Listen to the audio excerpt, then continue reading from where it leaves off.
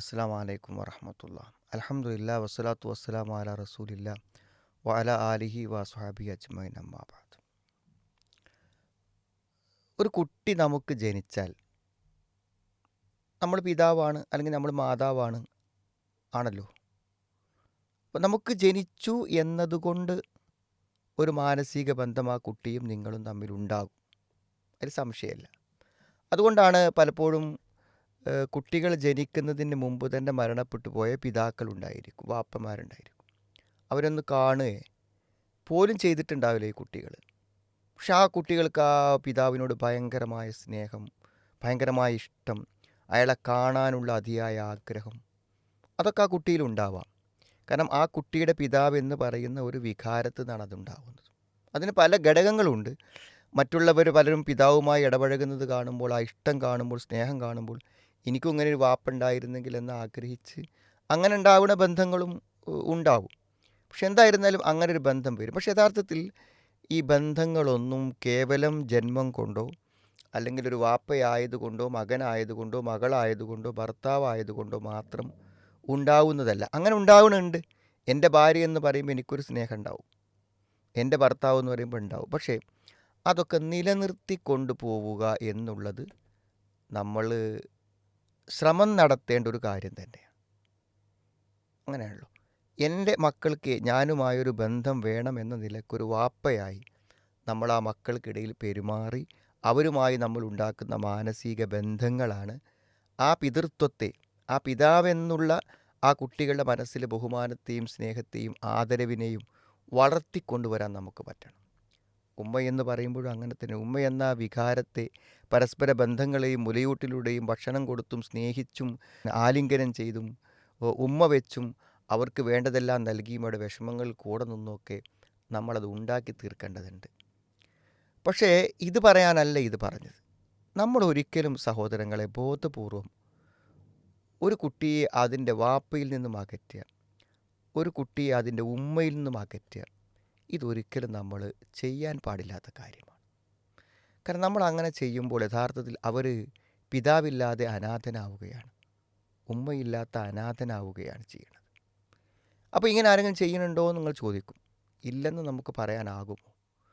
ഒന്ന്, എന്ത് ചെയ്യാണ്, ഈ ഭാര്യ ഭർത്താക്കന്മാർ തമ്മിൽ പ്രശ്നങ്ങളും കലഹങ്ങളും കലാപങ്ങളുമാകുമ്പോൾ കുട്ടികളെ എപ്പോഴും തൻ്റെ ഭാഗത്ത് നിർത്താൻ വേണ്ടി പിതാവിനെക്കുറിച്ച് പറഞ്ഞ്, ഉള്ളതുമാവാം ഇല്ലാത്തതുമാകാം, പറഞ്ഞ് പറഞ്ഞ് പറഞ്ഞ് പറഞ്ഞ് പറഞ്ഞ് ലോകത്തേറ്റവും വെറുക്കപ്പെട്ടൊരു വ്യക്തിയായിട്ട് കുട്ടികളുടെ മനസ്സിൽ എന്ത് ചെയ്യുക, അവരെ നമ്മൾ പറഞ്ഞ് ബോധ്യപ്പെടുത്തുക.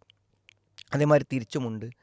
ചിലപ്പോൾ ഉമ്മൻ്റെ ഭാഗത്ത് നിന്ന് എന്ത് ചെയ്യും, ഇങ്ങോട്ടേക്ക് എടുത്ത് കൊണ്ടുവന്നിട്ട് വാപ്പയും വാപ്പയുടെ ബന്ധുക്കളും ചേർന്നിട്ട് എന്ത് ചെയ്യുക, ആ ഉമ്മയെ വളരെ മോശമായി ചിത്രീകരിച്ചിട്ട് ഏറ്റവും ശക്തമായി ആ ഉമ്മനെ എതിർക്കുന്നത് ആ ഉമ്മ ജന്മം നൽകിയ കുട്ടികളായിത്തീരുക.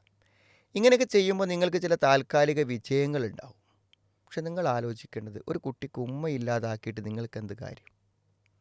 വാപ്പ ഇല്ലാതാക്കിയിട്ട് നമുക്ക് എന്ത് പ്രയോജനം ഉണ്ടാണ്? അതുകൊണ്ടൊന്നും നമ്മൾ എന്ത് ചെയ്യാൻ പോകുന്നില്ല, വിജയിക്കാൻ പോകുന്നില്ല. പിന്നെ ഒരു കുട്ടിയുടെ വളർച്ചയിൽ വാപ്പക്കും ഉമ്മക്കും പങ്കുണ്ട്. അത് വാപ്പൻ്റെ പങ്ക് നിർവഹിക്കാൻ ഉമ്മയ്ക്കുമാവില്ല, ഉമ്മൻ്റെ പങ്ക് നിർവഹിക്കാൻ വാപ്പയ്ക്കുമാവില്ല. അതുകൊണ്ട് ഏത് കാലഘട്ടങ്ങളിലും ആ വാപ്പ വാപ്പയായും ഉമ്മ ഉമ്മയായും നിലനിന്ന് പോകേണ്ടതുണ്ട്. നിങ്ങൾ ആലോചിച്ച് നോക്കൂ. നിങ്ങൾ വിവാഹം കഴിക്കാൻ സമയമാകുമ്പോൾ അകറ്റി നിർത്തപ്പെട്ട വെറുക്കപ്പെട്ട വാപ്പനെ തേടി ചെല്ലുന്നവരില്ലേ, നിക്കാഹ് ഒന്ന് ചെയ്തു കൊടുക്കാൻ വേണ്ടിയിട്ട്. അപ്പോൾ അയാളതിന് തയ്യാറാവാതിരിക്കുന്ന എത്രയോ കേസുകൾ നമ്മൾ കാണുന്നുണ്ട്. അപ്പോൾ വാപ്പ എന്നത് പൂർണ്ണമായും അറുത്ത് കളയാൻ പറ്റുന്ന ഒന്നായിരുന്നുവെങ്കിൽ എന്തിനാണ് അന്ന് തേടിപ്പോകേണ്ട കാര്യം? ഇനി നിങ്ങളാണ് വളർത്തുന്നതെങ്കിലും ആ കുട്ടിക്ക് വളരാനുള്ള അലൽ മൗലൂദി ലഹുരിസ്കുഹനക്കി സ്വത്തുൻ, കുട്ടികൾക്കുള്ള ഭക്ഷണവും വസ്ത്രമൊക്കെ കൊടുക്കേണ്ടത് അവരുടെ പിതാക്കളാണെന്ന് പറയുന്നുണ്ടല്ലോ. അപ്പോൾ എന്താ അപ്പോൾ ആ ആനുകൂല്യങ്ങൾ വാങ്ങുന്നതിന് എന്താ കാരണം? നിങ്ങൾ ഡൈവേഴ്സായി, പക്ഷേ നിങ്ങളുടെ കൂടെയാണ്, ഇപ്പോൾ ഈ സഹോദരിയുടെ കൂടെയാണ് മക്കളുള്ളത്. ആ മക്കൾക്കുള്ള ചിലവൊക്കെ കൊടുക്കാൻ അയാൾ ബാധ്യസ്ഥനാണ്. അയാളിൽ നിന്ന് ചിലവ് വാങ്ങി ഇവരെ പോറ്റുന്നതിൽ എന്താണ് പ്രശ്നമുള്ളത്? അവർ വളരട്ടെ, അവരുടെ പിതാവായിട്ട് അയാൾ നിലനിൽക്കട്ടെ, അയാൾ കൊണ്ടുപോകട്ടെ, വളർത്തട്ടെ, താലോലിക്കട്ടെ. നമ്മുടെ ഭാരം പകുതി ചുരുങ്ങും. മാത്രമല്ല ആ കുട്ടികളെ വളർത്തുന്നതിൽ നിങ്ങൾക്ക് അയാളുടെ സഹായം ലഭിക്കും. ഒരു വാശിക്ക് വേണ്ടി, ദേഷ്യത്തിന് വേണ്ടി അയാളെ മാറ്റി നിർത്തിയിട്ട് എന്താ കാര്യം? അവിടെ ഉമ്മയല്ലേ, ആ ഉമ്മയുമായുള്ള ബന്ധം തുടരട്ടെ. ഉമ്മ എനിക്ക് മക്കളെ വേണ്ടെന്ന് പറഞ്ഞു പോകുന്നത് ഓക്കെ, നമുക്ക് വേറെ ചിന്തിക്കാം. വാപ്പ മക്കളെ വേണ്ടെന്ന് പറയുന്നത് ഓക്കെ. എന്നാൽ വേണമെന്ന് ആഗ്രഹിക്കുന്ന ആളുകൾക്കും ബന്ധപ്പെടാനോ അടുക്കാനോ ഉള്ള സൗകര്യങ്ങൾ ഇല്ലാതെയാക്കി വാപ്പയില്ലാത്ത കുട്ടികളാക്കി, ഉമ്മയില്ലാത്ത കുട്ടികളാക്കി മാറ്റുന്നത് എന്തൊരു നന്മയാണുള്ളത്. അങ്ങനെ വാപ്പ എന്ന വികാരത്തിൽ നിന്നും ഉമ്മ എന്ന വികാരത്തിൽ നിന്നും കുട്ടികളെ പൂർണ്ണമായും അകറ്റി നിർത്തുന്നത് ആ കുട്ടികൾക്കും നിങ്ങൾക്കുമെല്ലാം ദോഷകരമാണെന്ന് നമ്മൾ മനസ്സിലാക്കണം.